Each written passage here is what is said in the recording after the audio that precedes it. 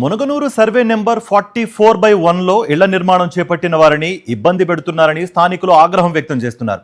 పేదల ఇళ్లకు ప్రభుత్వ భూమి అయినప్పుడు ఎంపీ ఎమ్మెల్యేలు అదే భూమిని బినామీలతో ఆక్రమించుకుంటే ప్రైవేట్ భూమి అవుతుందా అంటూ ప్రశ్నిస్తున్నారు. దీనిపై స్థానికులతో మా ప్రతినిధి విక్రమ్ మరింత సమాచారం అందిస్తారు. పేదలకు పంచాల్సిన అసైన్డ్ భూములన్నీ ఇవి.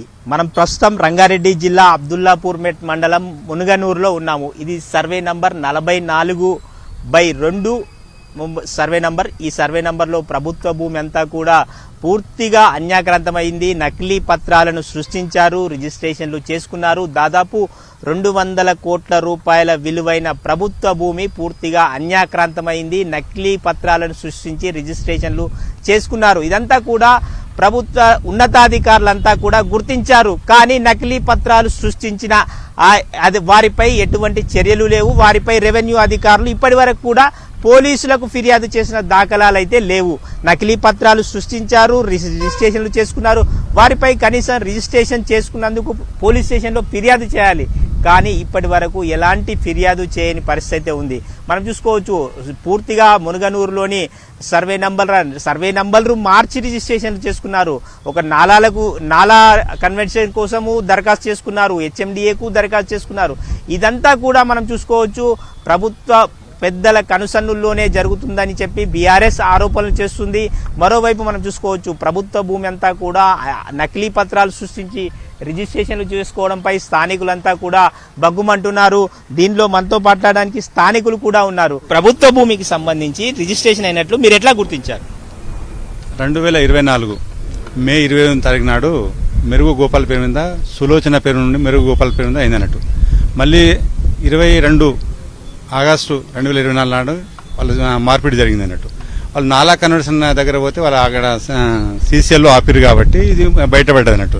దాంతోపాటు ఇక్కడ ఉన్న ఎమ్మెల్యేలు కానీ ఎంపీ కానీ వాళ్ళ దగ్గర కొన్ని అరాచకాలు జరిగినాయి కాబట్టి వాళ్ళ కొద్దిగా మూటలు పోలే కాబట్టి ఈరోజు వాళ్ళు మనకి ఏం చేసినట్టే వాళ్ళ దాంట్లో కొన్ని రాగానే పేపర్లకు వచ్చినాయి అన్నట్టు. ఆ పేపర్ రాని నిన్న మొత్తం అధికారులు దిగిరన్నట్టు. ఆ 44 అంటే అసెంబ్లీ ల్యాండ్ వాస్తవమే కాదంటలే. మనం పైసలు పట్టి ఉంది కాబట్టి పైసలు పెట్టి కొన్నాం కాబట్టి ఇప్పటి వరకు రిజిస్ట్రేషన్ జరుగుతుంది. ఆల్రెడీ ఇప్పుడు ఆర్టీసీ వాళ్ళకి అనాధికారికి ఇచ్చింది కాబట్టి ఆర్టీసీ వాళ్ళకి ఇవ్వద్దు, మేము అడ్డుపడితే మాకు అరెస్ట్ చేయించినట్టు ఎమ్మెల్యే గారు అన్నట్టు. ఎమ్మెల్యే గారు అరెస్ట్ చేపించి మేము ఆల్రెడీ కోర్టుకు పోయినాం. కోర్టుకు పోతే ఆల్రెడీ ఎంఆర్ఓ మీద, ఆర్డీఓ మీద, కలెక్టర్ మీద కంటెంప్ట్ కేసు వేసినాం. కంటెంప్ట్ కేసు వేసినా అనధికారికి వాళ్ళు కడుతూనే ఉండనట్టు.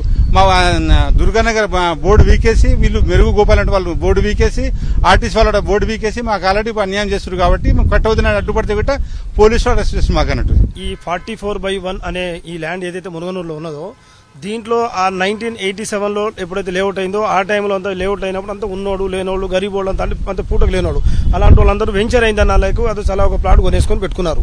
అందరం వాళ్ళతో పాటు మేము అందరం తీసుకొని ఉన్నాం. అక్కడ 82 నుంచి ఇప్పుడు దరిదాపు 40 సంవత్సరాల నుంచి అదే పొజిషన్లో ఉంటూ అదే కబ్జాలో ఉన్నాం అందరం. దరిదాపులో లేఅవుట్ అయిన తర్వాత చాలా రోజులు పర్మిషన్లు వచ్చినాయి, రిజిస్ట్రేషన్లు అయినాయి, తర్వాత కొంతమందికి హౌస్ పర్మిషన్లు వచ్చేసినాయి.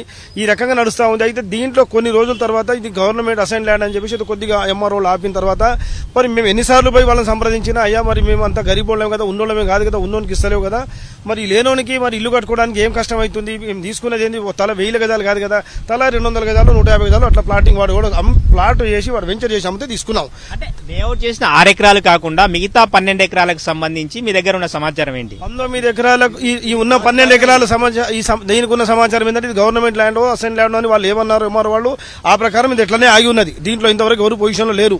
అదేమన్నా ఆ ల్యాండ్ అట్లనే ఉన్నది 12 ఎకరాలు. దీన్ని ఈ మధ్య కాలంలో ఉన్న ఇప్పుడైతే ప్రజాప్రతినిధులు ఉన్నారో ఎమ్మెల్యే గారు కావచ్చు, ఎంపీ గారు కానివ్వండి, లేదంటే ఇంకా రోడ్డు రవాణా మినిస్టర్ ఆయన వాళ్ళ తమ్ముడు గారు కానీ ఈ ముగ్గురు కలిసేసి దీన్ని మొత్తం ఆల్మోస్ట్ ఏదన్నా సరే మనం చేసుకోవాలి, దీన్ని అదే రకంగా మనం రిజిస్ట్రేషన్ చేసుకోవాలని బినాములను పెట్టేసుకొని రిజిస్ట్రేషన్ చేసుకొని తర్వాత వాళ్ళు పంచుకునేటప్పటికి వాటా పంచుకునేటప్పటికి వీళ్ళ వాటా వాళ్ళ వాటా అనే విధంగా ఇది బయటకు వచ్చిన విషయం సార్. గోపాల్ పేరు మీద మెరుగు గోపాల్ మీద రిజిస్ట్రేషన్ అయిందంటారు. అదే సార్, ఇది మేము గత 20 ఏళ్ల నుంచి మేము అదే ప్లాట్లు కొని మేము కొట్లాడుతుంటే ఎప్పుడు మేము ఇల్లు కట్టుకుందామని పోతే కూడా ఎంఆర్ఓ గారు ఏం చేసినా వాళ్ళకి గవర్నమెంట్ ల్యాండ్ వాళ్ళకి రావద్దు, మీరు పర్మిషన్ ఇవ్వమని చెప్పిండ్రు. ఇదే మల్లెడ్డి రంగారెడ్డి మీకు చేపిస్తా అది చేపిస్తా మీకు గవర్నమెంట్ లేనప్పుడు చేపిస్తా అని ఏమో చెప్పి ఇలా అన్నారు. ఈ 12 ఎకరాల భూమిని ఏమో రిజిస్ట్రేషన్ చేసుకుంటారు. భూమి మామూలుగా ఇది వీళ్ళు ఊరులో ఎవరు పబ్లిక్ ప్రాపర్టీ కోసం అందరికి పనికొస్తుంది ఇది ఉద్దేశంతో ఇది ఆల్రెడీ ఇది ఖాళీ ఉంది. దీని ఖాళీ ఉంది. దీన్ని ఏం చేసిరంటే ఇది 12 ఎకరాలు తీసుకుంటే వాళ్ళ అది పోతుందో అది ఇచ్చి పెడితే ఇది పోతుంది అనుకురేమో. ఇది అది కలిపి మొత్తం స్వహా మేము చెప్పుకున్నందుకు అది కూడా మాది కూడా కలుపుకొని 2 మింగేసారు. మేము ఒకటే సైడ్ న్యాయం అన్యాయం ఇది ఒకటే.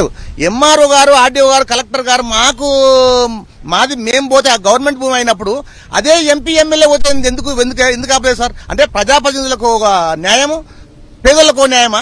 అంటే వీళ్ళు చేసే పని ఇదేనా? ఎంఆర్ అధికారులు చేసే పని ఇదేనా? చూసుకోవచ్చు. ఎంపీ ఎమ్మెల్యేలకు ఒక నిబంధన, పేదలు ఇల్లు కట్టుకుంటే మరో నిబంధన అని ప్రశ్నిస్తున్నారు స్థానికులందరూ. వీడియో జర్నలిస్ట్ మహేష్ తో విక్రమ్, సాక్షి టీవీ, మునగనూరు నుంచి.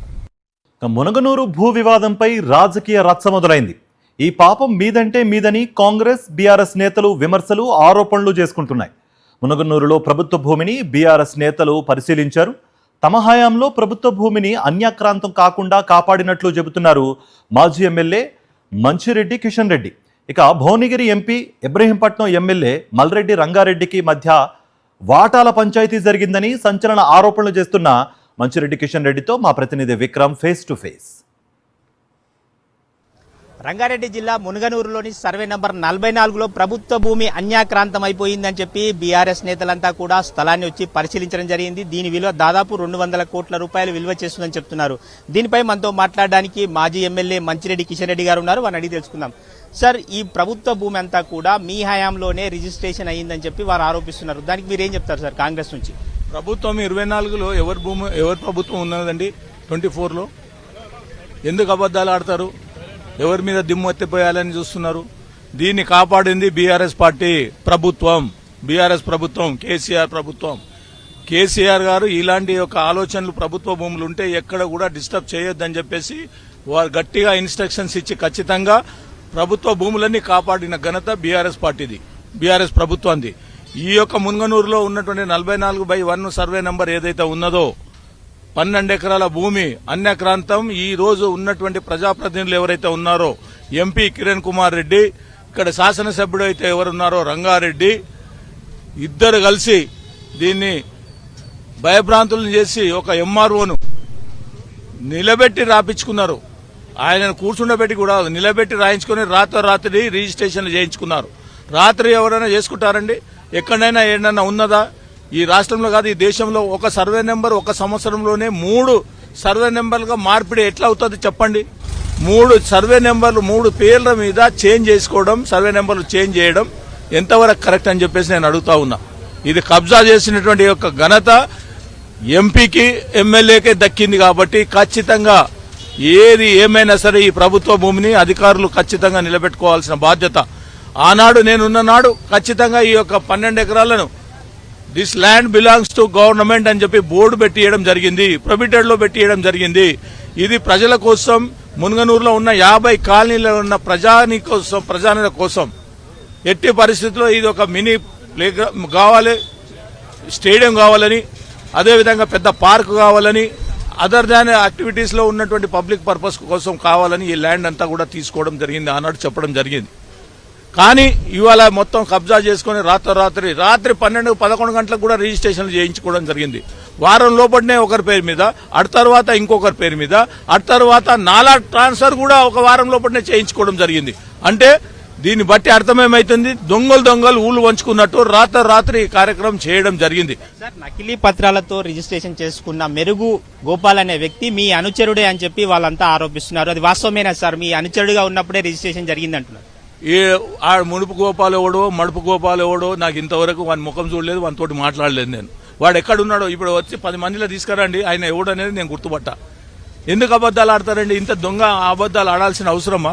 ఆయన్నే సాక్షి చేయమనండి, ప్రమాణం చేయమనండి. ఆ గోపాల్ని సార్ దగ్గర ఎప్పుడన్నా వచ్చి మాట్లాడిండా అని. ఇంతకన్నా ఎక్కువ నాటకాలు అవసరమా? ఇది చేసింది 24లో ఎవరి ప్రభుత్వం ఉన్నదండి? రిజిస్ట్రేషన్ చేసుకున్నది రాత్రి 9:35 రిజిస్ట్రేషన్ అయింది. ఎట్లయింది? డేటు, టైం అన్ని కూడా నేను చెప్తా ఉన్నా కదా. ఇది వాస్తవం కాదా? ఒకరి పేరు మీద, సులోచన పేరు మీద అయింది, అటు తర్వాత నీ మడుపు గోపాల్ పేరు మీద చేసుకున్నారు. ఇప్పుడు మడుపు గోపాల్ కూడా నాలా మీద చేసుకున్నారు. చేసుకున్న తర్వాత ఇవాళ బయట పెద్ద మనుషులకు వాళ్ళకు కూడా వాళ్ళ పేర్ల మీద ఎకరాల భూమి చేయాలి అని చెప్తే పంపకాల విషయంలో గొడవ జరిగింది కాబట్టి ఇది బయటపడ్డది.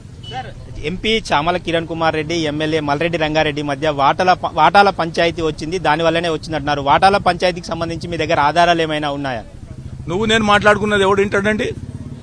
ఎవడు వింటాడు? 1 year కిందనే గొడవ జరిగింది. ఎంపీ కిరణ్ కుమార్ రెడ్డి మాట్లాడిండు. ఏమని మాట్లాడిండు? అరే నేను ఇది ఒక్కటి చేసుకుంటా కాదు, నేను కూడా ఎంపీనే కదా, ఈ ఒక్క విషయంలో నన్ను తలదూరుస్తావు ఎందుకు నువ్వు అని చెప్పి రంగారెడ్డిని అడిగిండు. లే ఇది నా ఊరు, ఖచ్చితంగా నేను ప్రమేయం లేని, నాకు తెలియంది, నువ్వు ఎట్లా చేసుకుంటావు అని చెప్పి గొడవ పడ్డారు. ఆ తర్వాత కాంప్రమైజ్ చేసిన ఆయన తమ్ముడు ఎవడైతే రామరెడ్డి ఉన్నాడో ఆయన గోపాల్ ఇద్దరు కలిసి వీళ్ళిద్దరిని కాంప్రమైజ్ చేసుకుని ఆ తర్వాత దీనికి తెరదించడం జరిగింది, రిజిస్ట్రేషన్ చేసుకోవడం జరిగింది. చూసుకోవచ్చు, తాను 15 ఏళ్లుగా ఎమ్మెల్యేగా ఉన్నా తాను ప్రభుత్వ భూమిని అంతా కూడా కాపాడానని చెప్పి మంచిరెడ్డి కిషన్ రెడ్డి స్పష్టం చేస్తున్నారు. వీడియో జర్నలిస్ట్ మహేష్తో విక్రమ్, సాక్షి టీవీ, మునుగనూరు నుంచి. మరిన్ని అప్డేట్స్ కోసం ఛానల్ ను సబ్స్క్రైబ్ చేయండి. నోటిఫికేషన్స్ కోసం బెల్ ఐకాన్ పై క్లిక్ చేయండి.